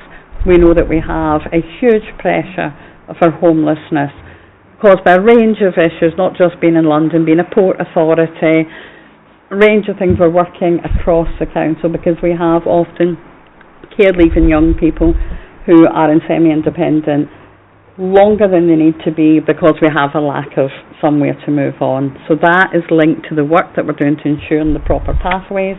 It was part of the allocations process. One of the recent acquisitions of the council, we've guaranteed 19 places for our care experienced young people, because we must remember they are our young people. We are all their corporate parents in this room and beyond very soon with the new bill, and ensuring that we build that into our plans. We're doing a lot of data crunching. We also have young people who are former UASC but don't have status, so they are looked after by Children's Social Care, and we commission our shared accommodation for that purpose. But once our young people receive their status, we need to ensure that we get them moving on appropriately and safely, tenancy ready, and there is a work in staying close that Alex is also leading on, which is where our young people are old enough to have a tenancy but potentially still need a bit more wraparound support. You know, some of us when we're 18 could go out there into the big wide world and do it. Some of us need more. And a lot of our young people, by the very nature that many of our looked after population come unaccompanied. They don't really have that additional support that many of us would get for extended families, if not immediate families and others, and often haven't been here for a very long time to develop the community links. So the staying close provides really intensive wraparound support. Support with health, support with work, support with tenancy management, getting our young people ready. So it's those activities that will help us not have young people who are over 18 in supported accommodation, and that will deliver us a saving. Supported accommodation at this time is an average of £800 to £1,100 a week. So when you think of that in terms of a tenancy cost, even in the private market, it's higher, but we don't want to set up our young people to fail a tenancy and end up homeless and come back in the other door. So these support mechanisms are really important. The social care delivery model is all the stuff we were talking about that TAS is going to deliver, because we're going to have less repeat babies, because it is that, you know, genuinely the impact of repeat removals of babies on families, on mothers, on children, on siblings that are separated. You can't really quantify in monetary terms, but they do cost us on average, when we talk about placements in court, £300,000 every time it happens. Now that is just money that we could be directing elsewhere.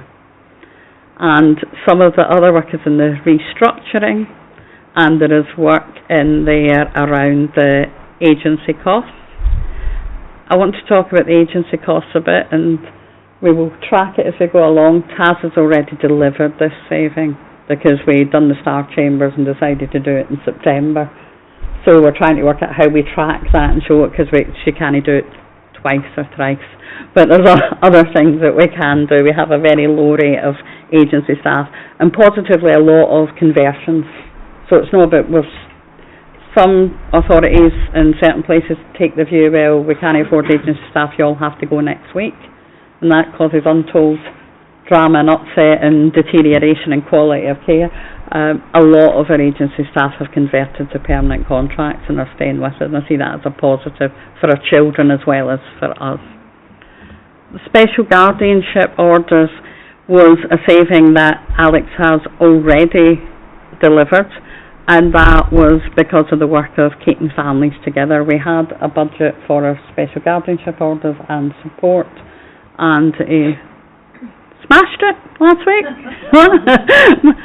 And we're continuing to offer that. So that with the repeat pregnancies are two different things. The special guardianship, banked, done, we know we can do that. Residential, I think, is reasonably safe. Even the semis we're tracking, we know what we're doing. The repeat pregnancies is probably our highest risk going in there, because we don't know, because we're not doing it, but I think we have enough knowledge and understanding of the issue and what needs to happen to say that, and that is reducing 2 to 3 on last year's, and last year we had 8. So that's how we will track that. And the MVF is what it says on the tin. There's an expectation, always has been, always will be, in organisations, that we can survive in between somebody leaving and recruiting somebody for a set period of time. And that might be more doable in some teams in some areas, and we will work that across as we work through it. That is the children's social care side of the savings. The other savings are linked to Sandra's World. I'm aware of them. A lot of them is about the models of intervention, but the biggest one is the post-16 transport. And the post-16 transport, as Sandra assures me, but I am assured, is we can reduce that because of the impact that we've had in the work that we're doing in SEND. So we have had a bigger push on personal budgets, independence for older children, but because we have managed to gain control of demand, understand the demand, we have reduced this, where we've had an ever-increasing transport budget, and while the costs in SEND, as people will be aware, and we'll do a separate session on the DSG, because that could take a whole lot of time and questions, and there's a lot in there, it's a general fund hit in the transport budget. It isn't a ring-fenced DSG cost, but we are now seeing that impact and that, so we've been able to be quite confident about that. So that is the savings, a very whistle-stop tour, but I'm happy to take questions in any part of it, or any suggestions on how you'd like the feedback, because me and Louisa will need to do the reporting back.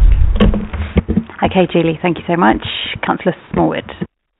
Thank you, Julie, for that very quick but comprehensive go-through. And I think I would like you to go away and present it in a way that maybe you feel comfortable in the first instance, and then we take it from there, rather than us try and guide you in the first. If there's something not there, I think we can scrutinise. That's what we're here to do, right? We're here to scrutinise your work, and I thank you for that. I just wanted to pick up two very quick elements.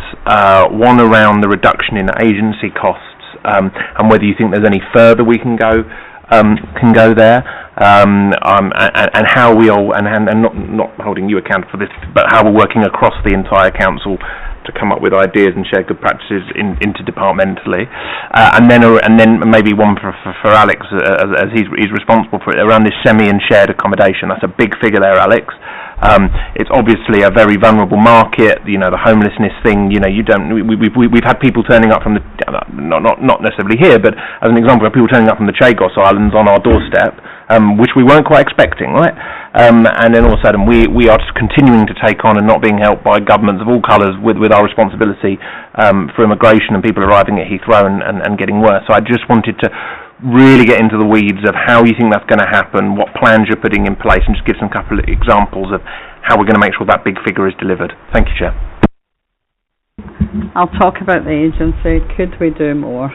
We can always do more. And so we're not taking our foot off the pedal entirely, but I think we have to be realistic that in a market where recruitment and retention can be difficult, that we do well, there is always going to have to be some level of flexible workforce. Now, in Alex's residential world, that doesn't bother me. Agency cover is it's more casual cover, it's people that already have contracts with us, it's not an enhanced cost and it has to happen last minute. The areas that we're focusing on is educational psychologists, social workers and SEND officers. Those are higher cost, higher to get, harder to retain. Educational psychologists, we're doing a review just now to see actually if our permanent pay and conditions offer is right, because there's such a disparity between the agency cost and the permanent costs, and are we cutting our nose off to spite our face, and is it going to make more business sense to do it in a different way? So we're undertaking that with HR at the moment and with our principal EP. Our SEND service, we have done amazing work there, and I say we, probably Abby, bringing her leadership to it, in that we have people now that want to stay. 2.5 years ago, we had 70% agency staff. The only agency I have in the SEND world are project above establishment that we're looking to see actually do they just need to be in an establishment.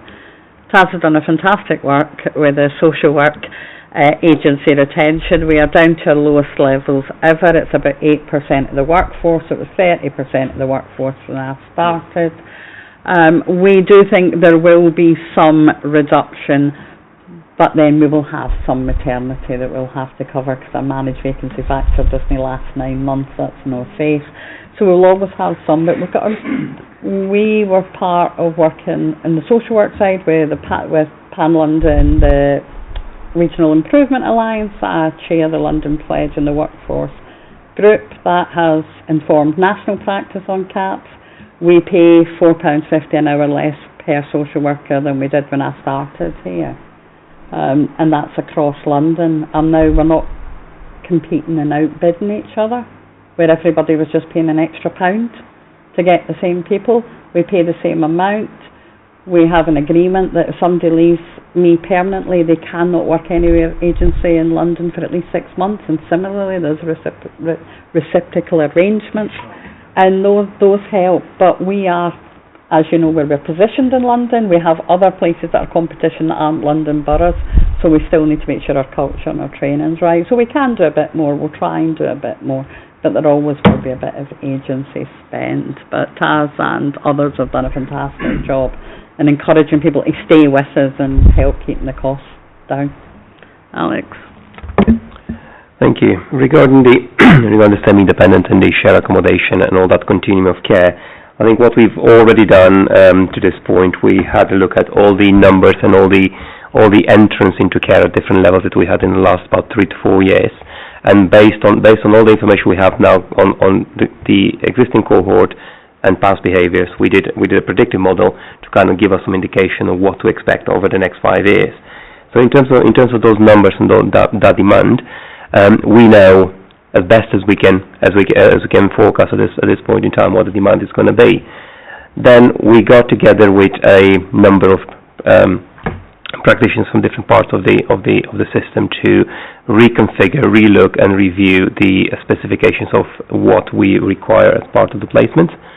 So if we say that the child goes into a semi-independent or a share accommodation, or they're staying close, we are now very clear what we need the providers to deliver. So we have the specifications of the contract, we have the conditions of the contract, and now we're in advanced stages of working with our procurement colleagues to launch a full tender process to the market, to review the contracts that are available, and to invite bids from the entire sector. The ambition and the vision for this is to kind of embed that continuum of care that Julie was talking about. Because when we talk to the care offer for the children, I think this is quite an important point. We're not talking just about this part or this part or this part. Everything is connected and everything has to work together. And this commissioning of contract is part of that continuum. Because what we're aiming to achieve is to have no over 18s who are living in semi-independent accommodation. because that is the cost at, 800 a week. So to make sure that by the time they're 18, they are ready to be independent, they are ready to hold a tenancy, and in case they are not, we have avenues at our disposals, like for instance staying close. If young people cannot access public funds because they're still waiting for their legal status, at that point we have the shared accommodation available to them, and that's where they can thrive, learn, be prepared for independence up to the point of the status being granted. And then, so once we have the semi-independent reaching 18, we have different avenues. Some young people will be ready to go, as in tenancies, ready to be independent, which is great. Others might need some more support. But then all these three strands will then end up into a housing provision, into a housing offer, into a tenancy. For some young people will be quicker. For others will take a bit longer until they're ready for it. And this is the crucial part of the program when we're working with housing, around making sure that we have the exit avenues and the exit strategies that meet the needs of the children and are available at a point of need. And this is definitely impacted by the housing crisis. It's definitely impacted by various things that are happening. But I think the positives that I'm seeing and the positives we start to see the results of is this sort of close collaboration and close working across the offices in the council. And we all know what the needs are, we all know what the risks are, and we're all trying to kind of join up together. So all the strategies that we have in housing include young people and the other way around. So I think that's where we are at the moment. Still work in progress. The current contract that we have with the current providers runs until March next year. So we're taking this time to run a tender program and to bring on board new providers, or maybe the same providers, whatever the tender is going to bring.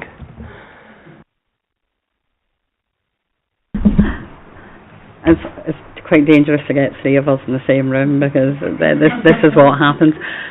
It is a big number, but staying close, just for example, and this isn't going to be the whole answer to this, can look at up to 45 young people. To reach that number, we need to not have 41 young people in high cost. So it looks big because it is expensive, and we do have 700 plus care leavers, so it's not something for everybody. So while the work's been done in the contract, it was just a number point because it does look quite stark. I just wanted to say, from a practice point of view, we've got mechanisms in place where we've got robust oversight as well in terms of our high cost panel. Louisa and myself chair that panel at this stage, so we're making sure that all those young people that are in those provisions are the right people. They should be in there. If they need to step down, how that where they need to go, we're having those conversations. We have different people on that panel from different areas of the council. But I also want to say that kind of pathway, just to kind of add on to the point that you said, we're looking at exploring the rent guarantor scheme as well, looking at what we can, what options there are for young people. And you also may be aware that now young people are allocated Band A within housing. A lot of work's been done on that as well. We've also just, we're looking at council tax as well within our young people. We've just had exemptions on those as well. So there is lots and lots of work being done. But I just wanted to look at it from an operational view as well, where we are making sure that those young people are in those right placements that they need to be. And if there is that step down, we are having those conversations beforehand. We do know there's a crisis. We do know there's limited, there's a gap within the market as well. But we have mitigated quite a bit of that, and a lot of work has already been undertaken. I want to say that I'm really confident in this area, and I'm optimistic. I'm not making any promises, but those are the words I'll use. Thank you, Chen. I'm not sure whether this is one for Julie or for you to want to take away. Who in the council is responsible for overseeing this, where there's cross-cutting across departments of savings? I'd really like to understand who is accountable. Is it the chief executive? Is it Mr. Ennis? Who is it? The two directors where there's something cross-cutting? I'd really like to understand who is absolutely responsible, because I think we have a responsibility as, say, the Resident Services Select Committee, which I also sit as a responsibility for. It almost sits on them both, right? And what I don't want to do is be here in a year's time and go, oh, I thought they were doing it, or I thought they were doing it. Who is actually at the council overseeing that and responsible? I think that probably sits firmly with CMT. So it is the chief executive and the corporate directors. And I would say we're probably joint and severally responsible. So I can't say it's nothing to do with me. So if something goes wrong with the housing issue, I cannot say it's my colleague in Homes and Communities' responsibility. We are jointly. It is very much on our agenda on a weekly basis. We are tracking. We've got good support from Matthew Walbridge's service and probably access to, you know, we talk about Power BI, but the ability to see and track. But we do need the good support of our finance colleagues, which is why Louise is sat here with us, because translating the activity into real numbers and savings is what we're relying on Louisa to do. But the responsibility is definitely CMT. That's what we're paid for. That's why we're corporate directors and not just Children's or somewhere else. Thank you. So it's my fault. Thank you. Councillor Sweeting. Thank you. I mean, at our meeting in January when we were discussing the budget, what we didn't have is you. So we had the officers dealing with the, you know, adding up the money and taking away, but we didn't have you. So it's been really interesting and very valuable to hear the way it's all working. But 5.2 million is a lot. And it was interesting about the 2 point whatever million on the accommodation issue. That was one I wanted to speak about, but you've answered that. But is there anything on the 5.2 million that's looking vulnerable? I think at this point in time, there's not vulnerability on the savings, but we're going to know more in month 2. There is risks within it all. There always is risks within savings. And I started off by saying we are a low-cost service. So when you're a low-cost service, there is nothing that we're cutting and stopping. It has to be transformation. So, but I have had, you know, good support from a transformation service in their project management office as well, and investment and support, particularly in the fostering offering and in the residential space. And I'm hoping for similar support as we move through transformation of the social care delivery model. Apologies for not being here in January. I had already booked my holidays before the dates had gone in. What we will do for the monitoring meetings is, if I am in the country and I'm here, I will definitely be here. If I am not, either Taz, Abby, Alex will be here, because all three have an understanding of all the projects of work, not just their area. We don't want to come in force, but I do think it's helpful if there's certain nuance bits that if we are available, that we come as the senior team for children, so that we can have a bit more of a dialogue on that point. So there is risk, and I say there is a risk on the agency because it's already been delivered. So how are we going to mitigate, and where's the 168,000 coming from? We are probably, well, we are hoping we're going to overachieve on the care offer side, and that will mitigate, and we will track each bit of that. If we get a bit of slippage somewhere, we'll look quickly as to see where we can mitigate. And it's not just, is it only 5.2? Clearly, if we can get better value for our residents and our children, and we can save more, we will go to do that. But not at the risk of outcomes for children, because I'm here as a corporate director, but also as a DCS. DCS is a statutory role, and I'm responsible to ensure that the welfare and needs of our children are protected. So I'm happy and comfortable with what I've got to do, but knowing that we've got a lot to do. I don't know whether it's possible to have an update on the DSG and the looming March 2026. Have we had any response on that? We haven't had a response. We don't know what's happening with the override. We have had a request from the DFE to resubmit our most recent modelling to show the impact of our activity. That went in last week before Abby went on her holidays. We have had acknowledgement from the DFE that they have received it and will review it. We are hoping the next month we will get some feedback, which for us will mean hopefully the release of 7.5 million funds from the DFE towards the cumulative deficit.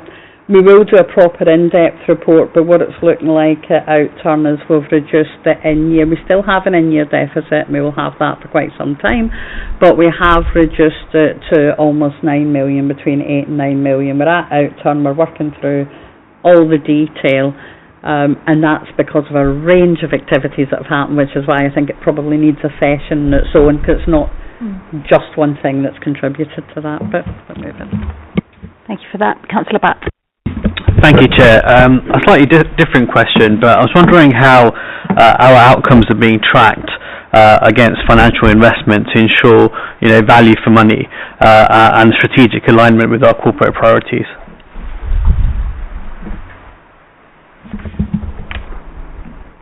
How it's being tracked? In terms of value for money. Okay, well, I suppose there's the CFO insights. We have a range of data across children's that see what do we get, but that is balanced with the range of KPIs. So I have a range of KPIs that have to go to the DFE. In children's social care, it's a 903 data, looking at our demand and outcomes. But we have clear qualitative measures that help. So we've got the finance, we know that we're, and I don't want to say cheap, we're low cost and we're high quality. We know that we're high quality, which is why we know we're getting best value from our inspection reporting, from the other data we get, for example, our court work. So a lot of our benchmarking is lots of children coming into care, lots of court work isn't always indicative of a robust safeguarding service. It's usually about failure demand. We have the lowest rate of care proceedings in the entire country. That's come straight from CAFCAS. It's not our own data, because they contacted me and they've asked us to speak to colleagues in other parts of the country, whereas we are 3.4 per 10k head of population. The average is 9.3k. The outliers are further north. There is 20 in Stroken. I think it's Hartlepool at last count, but it's 32, which shows the range of high cost, poor outcomes. We do track and benchmark ourselves. We can always do better. And usually what's good value last year probably won't do it next year. So there's always that eye on what do we need to do next. But again, we still need to be mindful that there might get to a point where we're pretty much, this is enveloped for just now that we can do it. So it's about the data, benchmarking across regulatory inspection outcomes, and then the CFO insights data, because again it's independent and gives me a good benchmark of where I sit in relation to other people. I'll probably just add just slightly to that, just in terms of the ongoing basis on the more operational level. We do have a very good gatekeeping process in place. So every kind of step of the journey, there is a very clear decision making that's looking at costs, is looking at benefits, and is looking at the expected outcomes. And those expected outcomes are known for every single child through resource panels, for instance, or high cost panel, various transition points, and various things like that. So we know what we expect in what we hope for every child, and then that gets accumulated in what our ambitions for the service, what are the objectives, and those KPIs that Julie is mentioning that are getting reported locally, nationally, are always getting tracked by people like Louisa against what we said we're going to do, what we invest, what we got out of it. So I think the gist of it is we kind of know where our children are, we know what we want to achieve, and we are now in a position we really kind of know what our money are giving us, or what outcomes our money deliver for our children. Thank you. Mr. Little. Again, I have a couple of questions, but one purely technical. I wanted to ask you to elaborate a bit more on the post-16 transport. I understand the idea about getting the people to be more independent, and it's very laudable, and we've had previous evidence that some people don't learn how to use their own transport arrangements. But how are we going to be making the savings? Is it we're going to have fewer people who are involved in this, or is it that the cost per person is going to be substantially lower because they're making their own arrangements? And how did we calculate that? I will start with a disclaimer that I'm not leading this project, but I'm well aware of it, and it's Sandra's project. But the premise, and it's out for consultation, is we do know through our SEND inspection that although we done well, there's lots to do, and some of that was around preparing for adulthood and that preparation, so it links into that. But the personal budgets is what we will utilise. So rather than paying companies large contracts complicated routes for our post-16 to 25-year-olds. We start working with those families, supporting independent travel, but also still providing a financial envelope that is less costly than contractors and the things that come along with it, but still offers an opportunity. So it's using personal budgets and enabling. So it does two things. It's independent travel, it's a preparation for adulthood, and it's also the support we've been able to financially manage while still giving that financial support. I think it's probably a moderate or conservative saving that's been put against it. I think it probably has potential, but that's going to take time to build up, because we can't just say to, okay, you're over 16 now, there you go, there's a pocket of money. It needs a lot of training, a lot of support, and it needs to meet the needs and meet the young people where they're at. So a lot of work will go into that. But as I say, it's Sandra's project for now, but I'm sure it might be winging its way at some point. The second question, as I said, purely technical. Somebody described as Director SPQR. Not being familiar with it. Right, I'll come along and read it later, Alex. It changed that. So my role was kind of changed with the addition of the care offer. Now it's safeguarding and care. We safeguarding partnership and quality assurance. I thought you had ambitions to take over the Roman Empire.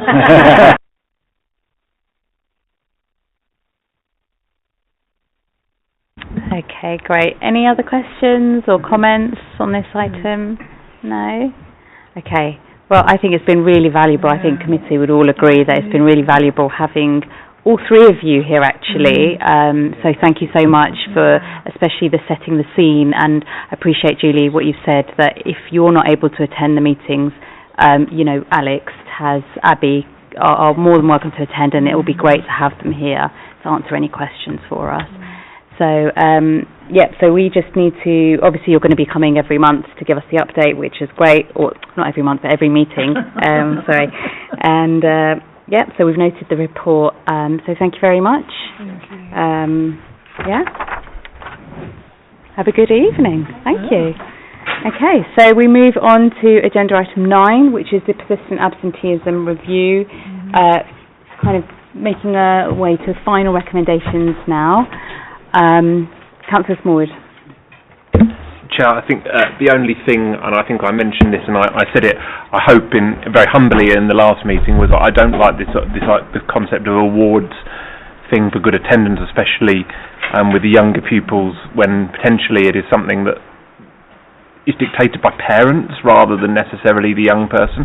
Possibly when they're a bit older, but if a primary school child doesn't turn up to school, that can sometimes be bad parenting rather than the little boy or girl is making the decision not to go. So I'm sceptical about whether that is a method that's going to make much of a difference. Maybe at later years, but when, as somebody said to me earlier on, when they get older, is a 15 or 16-year-old really going to chase a certificate because they turned up 100% of the time? Not many of the 15 or 16-year-olds that I've met. So I'm just sceptical about that one, and maybe needs a little bit of tweaking, but otherwise I think they're excellent recommendations, and I just want to thank Ryan for putting those together. Okay, any other comments? Councillor Sweeting. We've been at this major review for 18 months, and I think the issue I've got is, because I know the council officers have been doing a lot of work on this issue. I mean, we've got the report from the Department for Education. There needs to be, in the preamble to these recommendations, you know, where we are in Hillingdon, what we've done, how we've improved attendance, and how we've delivered that as well. I also think the theme 4, the data and monitoring, is very light. There's obviously a lot of work being done on this, and whether we can, include some recommendations on that. And I go back to what our schools have been telling us. I mean, the witness sessions, and I provided quite a detailed report on this on the 17th of January, going through all of the witness sessions, highlighting the items, and I mean, there's quite a few things that our witnesses have said we would like, and they've not been included in any of this. And I think the difficulty that I've got is because obviously the council's doing a lot of this already, and we haven't got that audit, that some of our maybe our final recommendations will show, oh, I thought we were doing that already, and they would then come on stream. I mean, for example, the data and monitoring. I think the issue that one of my colleagues said is that it would be good to try to expand this into a directory of what's happening in our schools, out of school, if you like. So our schools become more welcoming places, and that's really the issue I think some of our witnesses were saying. We know that there are problems with after COVID, the contract between parents and schools have, I won't say be broken, but it's had a little bit of wear, and it's no longer there, that contract, and we've got to sort of provide recommendations that hopefully will heal that contract. So I would like to see what the preamble to the report is going to show, because it may well be all the things, in chapter 4, the responsibilities of local authorities we're doing, but we need to show that we're doing that. And also, let's look at what our schools and our parents are saying in our witness sessions. Let's just go through those minutes of those meetings, just to make certain that we have hooked those up to be included in recommendations, if we're able to deliver those recommendations as a council. Yeah, I think, Councillor Sweeting, I agree that there's a lot of work that has been undertaken in this area, and since we first started looking at this topic and where we are today, there's a lot of work that the officers have done. And obviously, when we had the meeting with Abby Preston and Catherine Angelini, they shared a lot of that information with us, that they have.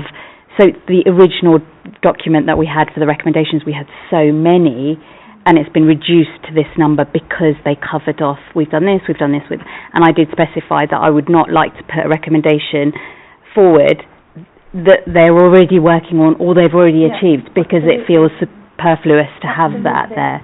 So, I hear what you're saying, but I feel that kind of that understanding of the work that's being undertaken, that will be coming, if it hasn't already come through, the reports when they present here to committee, also in our corporate parenting panel as well, some of the work that they're undertaking in the educational aspect of it.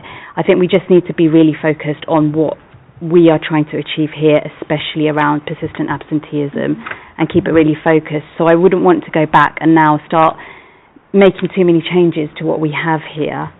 So it's just that's something I just want us to kind of be in an agreement with. Mr. Little. Thank you. As Councillor Sweeting said, it's been a very long process, and it's been partially overtaken by results.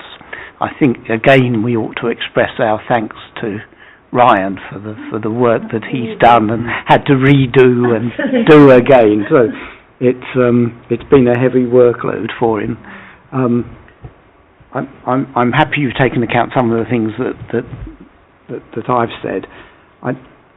The one thing I think is missing is in the area with the other agencies dealing with mental health and well-being, that we need to be able to stress to them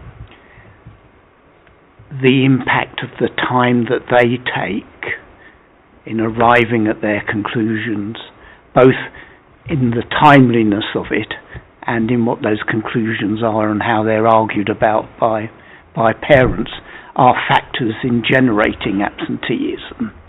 And they need to be reminded, I think, that is the case. But I'll just say it, and if there's room for an adjustment, I'd be very happy, if not otherwise. Yeah, no, thank you for that. And I think in terms of that mental health and well-being element, we touch on it in our committee here, but a lot of that comes under the health and Social Care Committee, and I think the work that they've undertaken as part of their review, you know, would have touched on it, I'm sure. I haven't obviously read the whole review, I haven't looked at the recommendations in detail, but I'm sure they would have touched on that element too. I think I did read the one that came to Cabinet, but it doesn't pick up on that element that their delays are a factor in causing absenteeism, and maybe somebody ought to say it to them. Okay, thank you.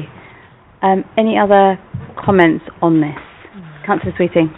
On the mental health issue, I know that mental health mentors are being encouraged through a government initiative, and there's grants attached to that. I don't know what we're doing in respect of that. That's one of the bits of information that obviously officers have been aware of this, but I don't know whether that can be sort of linked at all, and encouraging schools to have a mental health mentor, you know, as per the government initiative. I think we can take that away. Maybe Ryan, if you can ask officers if there's any update on that in particular, and then we'll see whether it's necessary to add a recommendation or not on that, I think. But I think we're at a stage where we kind of need to agree this, otherwise it's going to go on, and you know, like Mr. Little said, that there's lots of progress being made, and all of these recommendations will be outdated very soon. So I think in terms of next steps, Ryan, what happens next? So I think the next step would probably, to cover off some of the points, would to be to show you a draft of the final report when it's ready, because it will likely include most, if not all, of these things, hopefully. Okay. I think there was a question around the awards one. Are we going to take that out or amend it? I'm minded to remove it too, because I also have my reservations about that one. I'm not sure if it's really a Hillingdon Council-led initiative or whether it's schools themselves, and I think that already lots of schools do lots of good work around attendance and punctuality, and I feel that in some respects I don't want it to be that the local authority are telling them how to do it, and so that's my view, but I just wanted to, you know, gauge others' thoughts on that one. Yeah, I agree. Yeah? Agree? Yeah, okay, agree. thank you. All right, so... Okay, all right, so we bring that item to a close, and we move on to agenda item 10, which is the corporate parenting panel minutes. Any comments or anything on this one? Can we agree the minutes? Yeah, agree the minutes, thank you.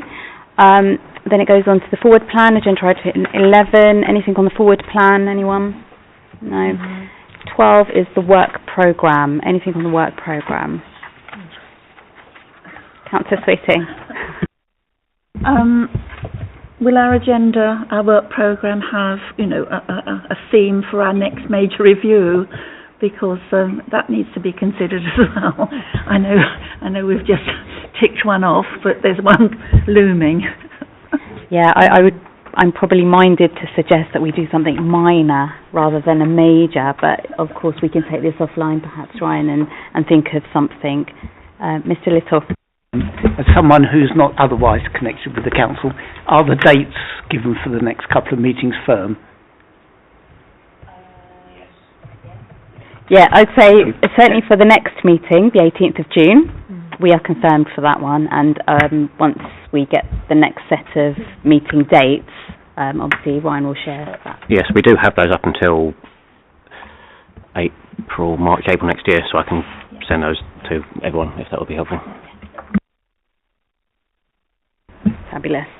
Okay, all right, so if there's nothing else, I bring this meeting to a close. Thank you all for your contributions. It's been really valuable, and have a safe journey home. Thank you.